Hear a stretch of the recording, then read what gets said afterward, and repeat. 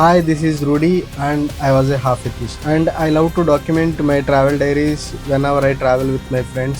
నేను ఎక్కడ తిరిగినా ఆ జర్నీని అంతా డాక్యుమెంట్ చేసి నా యూట్యూబ్ ఛానల్లో పోస్ట్ చేస్తూ ఉంటాను. I don't crave for views and likes, but నాకు ఇది ఒక సరదా.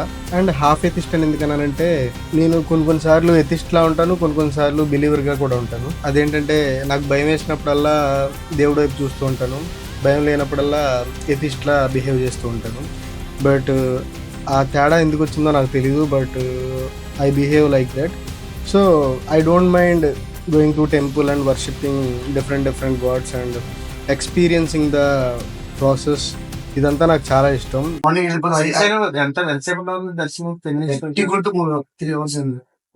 అంటే కింద నుంచి పైకి వెళ్ళి మళ్ళీ కిందకి రావాలి కదా, పోయే గంట వచ్చే గంట అక్కడ 3 hours అనుకో, 5 hours అనుకో మొత్తం.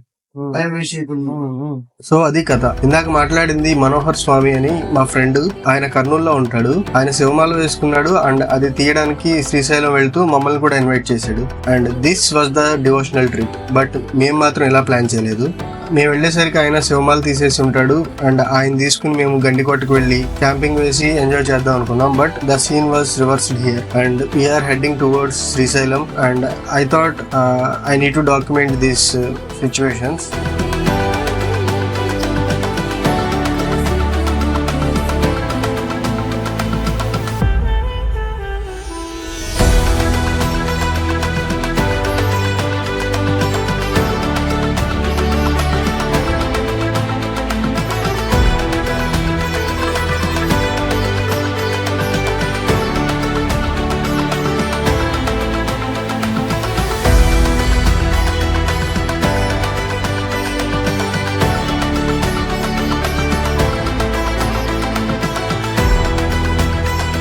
After a long journey heading towards Srisailam, we stayed in a hotel. ఎందుకంటే నైట్ 12 తర్వాత అక్కడ ఘాట్ రోడ్లోకి మమ్మల్ని అలౌ చేయలేదు. సో మళ్ళీ మేము వెనక్కి వచ్చి అక్కడ దగ్గరలో ఉన్న ఊర్లో ఒక లాడ్జ్లో స్టే చేసాం. నాకు ట్రావెల్ చేయడం అంటే చాలా ఇష్టం, but out of the box think చేసి కొత్త జనాలతో కలవడం అంటే నాకు చాలా ఇబ్బందిగా ఉంటుంది. నాకు ఎప్పుడు ఒక సెట్ ఆఫ్ పీపుల్ ఉంటారు. ఒక హర్ష అనో, లేకపోతే పవన్ కిషోర్ అనో, లేకపోతే రేవంత్ అనో, లేకపోతే మా ఫ్రెండ్ రోహిత్ అని, ఇలా ఉంటారు.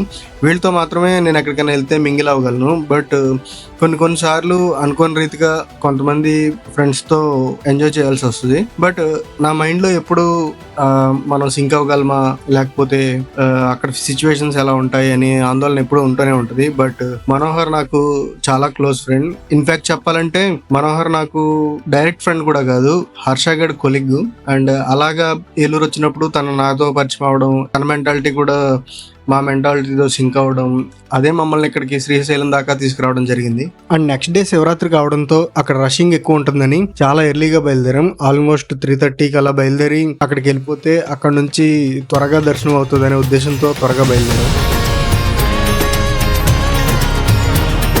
ఇదివరకు నేను చాలా కార్లకు అబ్జర్వ్ చేశాను, ఇలాగా విండ్ స్క్రీన్ మీద పెయింట్స్ వేసుకుని వెళ్తూ ఉండేవారు. ఇదేంటి ఇలాగా వేసుకున్నారు, స్టిక్కరింగ్ చేసుకుంటే బాగుండేది కదా అనుకునేవాడిని. బట్ నాకు యాక్చువల్ రీజన్ తెలీదు. శ్రీశైలం వచ్చి వెళ్ళిన కార్స్ కి ఇలాగా వచ్చినట్టు గుర్తు సంథింగ్ అలా టైప్ లో పెయింట్ చేస్తారని నాకు మనోహర్ స్వామి చెప్పాడు. అండ్ వెంటనే మన కారుకి కూడా చేయిద్దామని చెప్పి ఇంకా చేయించాం.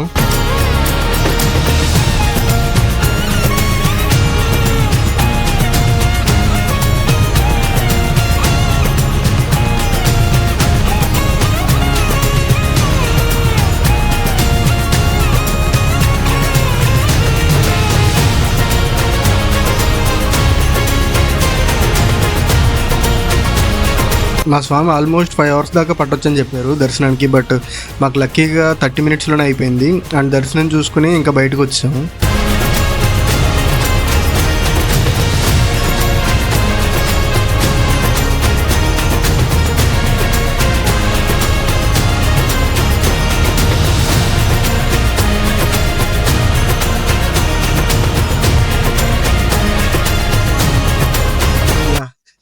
Overall it was a great experience. ఎందుకంటే శ్రీశైలం వచ్చాము మా స్వామి దగ్గరికి. అండ్ మా స్వామి వాళ్ళ బ్రదర్, ఇటు తెలుసుగా. The trip was a tragedy, అది మేము ఇప్పుడు చెప్పలేము. But it was a great experience. ఒక్కొక్క గుడిలో ఒక్కొక్క ఎక్స్పీరియన్స్ అన్నట్టు ఇక్కడ కూడా చాలా డిఫరెంట్ కల్చర్ అండ్ డిఫరెంట్ పీపుల్ని చూసాము. చాలా మంచిగా అనిపించింది. దర్శనం కూడా మేము ఎక్స్పెక్ట్ చేసినంత రక్కస్ అయితే క్రియేట్ అవ్వలేదు. జస్ట్ 20 minutesలో వెళ్ళి వచ్చేసాం. అండ్ ఎలా అనిపించిందిరా నీకు? Overall it was a great experience. నీకురా? బాగుంది. నేను చెప్పాల్సిన అవసరం లేదు, నేను తీసుకొచ్చాను కాబట్టి. ఇప్పుడు ఇంకేం చూపిద్దాం అనుకుంటున్నారు మాకు? ఇప్పుడు నెక్స్ట్ వచ్చేసి మనం శ్రీశైలం డ్యామ్కి వెళ్తున్నాం. సో డ్యామ్ ఎక్స్ప్లోర్ చేసిన తర్వాత అలా కర్నూలు వెళ్ళిపోయి అలంపూరి, అలాగే యాగంటి క్షేత్రం, అలాగే మంత్రాలయ క్షేత్రం అవన్నీ ఎక్స్ప్లోర్ చేస్తూ మీకు చూపిస్తాం మా కళతో. డెఫినెట్గా కర్నూలుకి వెళ్ళాక రాగి సంగటి నాటుకోడి ఎప్పుడు తినిపిస్తున్నారు? రాగి సంగటి నాటుకోడి. మా బాయ్స్ అందుకే తీసుకొచ్చాను. ఓకే. బట్ మేము ప్లాన్ చేసుకున్న ప్లాన్ అయితే కంప్లీట్ డిఫరెంట్. మేము వచ్చేసరికి స్వామి మాల తీసేసి రెడీగా ఉంటాడేమో, గండికోట ట్రిప్కి వెళ్ళి క్యాంపింగ్ వేద్దాం అనుకున్నాం. బట్ అది కుదరలేదు. ఇక్కడికి వచ్చేసరికి స్వామి ఇంకా మాల తీయలేదు, దానికి ఇంకా వేరే ఫార్మాలిటీస్ అవి ఉన్నాయన్నారు. సో దాని ప్రకారంగా మళ్ళీ ప్లాన్ చేంజ్ చేసుకున్నాము. అండ్ ఇప్పుడే దర్శనం నుంచి బయటకు వచ్చి ఇంకా బయలుదేరుతున్నాం. ఘాట్ రోడ్ చూద్దామన్నా కానీ ఇంకా మంచిగానే ఉంది, అంత క్లియర్గా విజిబిలిటీ అయితే ఏం కనపట్లేదు. So that was up to now till 10:20. ఇంకా మేము మెల్లిగా చిట్ చాట్ చేసుకుంటూ నేను అక్కడ కల్చర్స్ గురించి స్వామిని అడగడం, ఆయన నాకు చెప్పడం, చిన్న చిన్న డౌట్స్ క్లారిఫై చేసుకోవడం, అండ్ ఇక్కడ కల్చర్కి అక్కడ కల్చర్కి ఉన్న తేడాని, అండ్ అక్కడ రాయలసీమలో ఉన్న రఫ్నెస్ని, పీపుల్ అలా ఎందుకుంటారు అన్న దాని గురించి ఆయన కొంచెం మేము డిస్కస్ చేసుకున్నాం. ఆ తర్వాత మా బాయ్స్ ఇంకా పవర్ న్యాప్ వేశారు.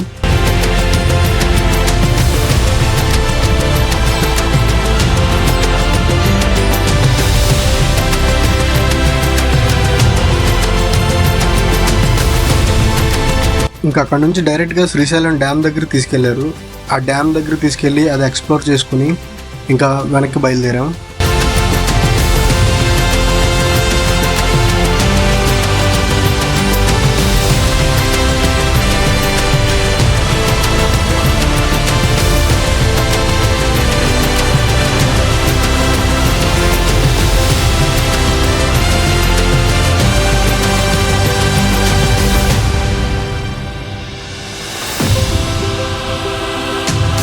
అండ్ శ్రీశైలం నుంచి వెనక్కి వచ్చేసిన తర్వాత ఒక చోట లంచ్కి ఆగి అక్కడ నీట్గా వెజ్ మీల్స్ చేసాము. అండ్ ఆ తర్వాత కర్నూలుకి వెళ్ళాల్సి ఉంది, ఎందుకంటే మా స్వామికి ఇంటి దగ్గర మాల తీసేది ఫంక్షన్ ఏదో ఉందన్నారు. ఇంకా అక్కడికి బయలుదేరాం.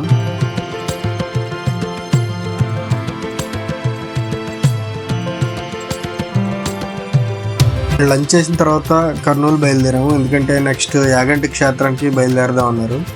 సో వెళ్ళే దారిలో చిన్న బ్రేక్ ఇస్తూ చెట్ల దగ్గర ఆపితే అక్కడ చింతకాయ చెట్లు ఉంటే మా ఫ్రెండ్స్ అందరూ కలిసి చింతకాయలు కొట్టుకుని తిన్నాం.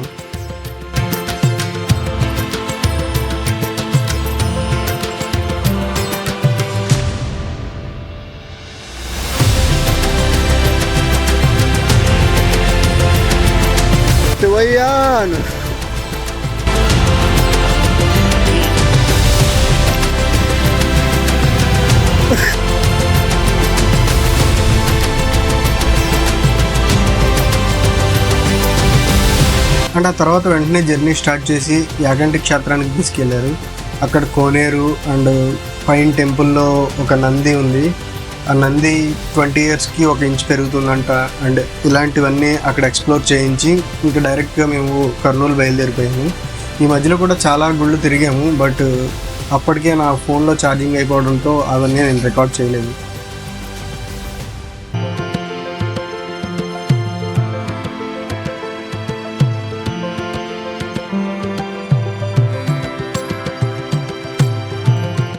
ఇంకేం కాదు.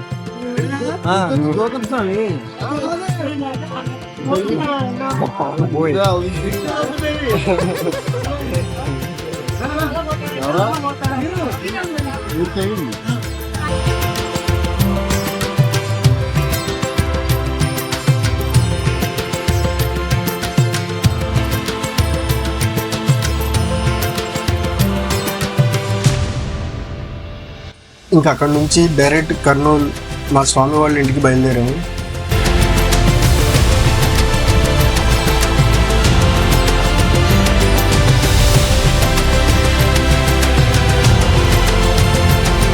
మన వాళ్ళకి హెల్త్ ఇష్యూ కానీ ఏదైనా ఊరికి రమ్మని చెప్పారు కదా, అప్పుడు బాగా గుర్తుపెట్టుకునేవాడిని. దగ్గరలో రీజన్స్ అప్పుడు చెప్పేవాడిని. దగ్గరలో డేట్లు ఎవరైనా ఉన్నాయారా లేపేసాడు. అప్పుడు కొత్తగా ప్రిన్సిపల్ వచ్చిండు ఆయన ఏం చేస్తున్నారంటే ఎందుకు కాదు రీజన్ కోసం ఇంటికి ఫోన్ చేస్తారు మన ముందర రీజన్స్ ఉంటాయి కదా ఆల్రెడీ ఇవి జరిగినాయి అని చెప్పడం. మనం చెప్పినా వాళ్ళకు కూడా ఓహో సింక్ అవుతుంది, ఓహో చెప్పాడు. సరైన డేట్ చూసుకుని లేపు పడదాం అప్పుడు వాడికి ఎప్పుడు కావాలంటే అప్పుడు. రైట్. అండ్ ఫైనల్ గా మా స్వామి వాళ్ళ ఊరు రీచ్ అయిన తర్వాత వాళ్ళ ఊరైతే నాకు పిచ్చి పిచ్చిగా నచ్చేసింది. అండ్ అక్కడ ఒక కోట కూడా ఉంది, దాని గురించి నేను తర్వాత డాక్యుమెంట్ లో చెప్తాను, ఎందుకంటే it's a long story. And ఆ ఊరు వెళ్ళిపోయిన తర్వాత అక్కడ స్వామికి ఇంకా చిన్న ఫంక్షన్ ఏదో ఉంటే ఫార్మాలిటీస్ అన్ని కంప్లీట్ చేసుకుని ఇంకా ఆ ఫంక్షన్ కూడా చూసుకుని ఇంకా మేము రిటర్న్ బ్యాక్ అయిపోయాం.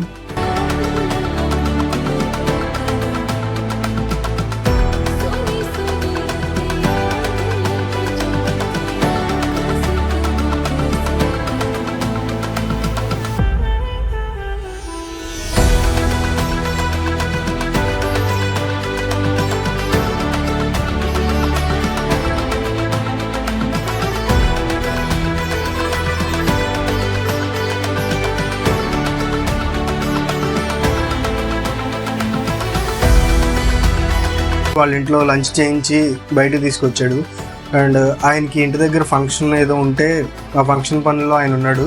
అండ్ స్వామి వాళ్ళ బ్రదరు మేము కలిసి అక్కడ ఏదో ఒక కోట ఉంటే దాన్ని ఎక్స్ప్లోర్ చేసి ఇంకా మళ్ళీ ఆ ఫంక్షన్ జరిగే చోటుకి వచ్చాము. అక్కడ దేవుణ్ణి గుళ్ళోంచి బయటకు తీసుకొచ్చి ఊరేగిస్తూ మేళతాళాలతో మొత్తం వాళ్ళ ఊర్లో ఉన్న ఇళ్ళందరికీ తిప్పుతూ ఊరేగింపులాగా చేశారు. And it was quite good, ఎందుకంటే ఈ ఊరు చాలా దూరం ఉంది అండ్ కనుపు చూపు మేరలో నాకు మొత్తం ఎడారిలాగే అనిపించింది. కానీ ఊరైతే నాకు చాలా నచ్చింది, ఎందుకంటే it was so different from our villages.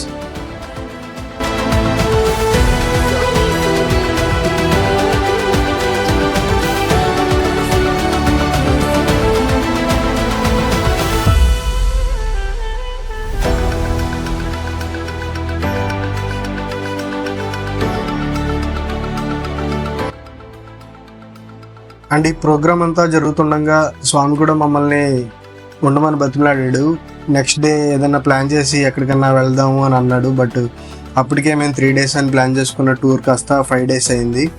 So మాకు అక్కడ ఉండడం ఇంకా కుదరలేదు. సో మళ్ళీ స్వామి వాళ్ళ పేరెంట్స్ని మీట్ అయ్యి అండ్ ఆ ఊర్లో కొంతమంది పరిచయమైన ఫ్రెండ్స్కి మళ్ళీ బాయ్ చెప్పి ఇంకా మెల్లిగా మేము బయలుదేరి ఇంకా వెనక్కి వచ్చాము. And that's it for this document and meet you in the next document.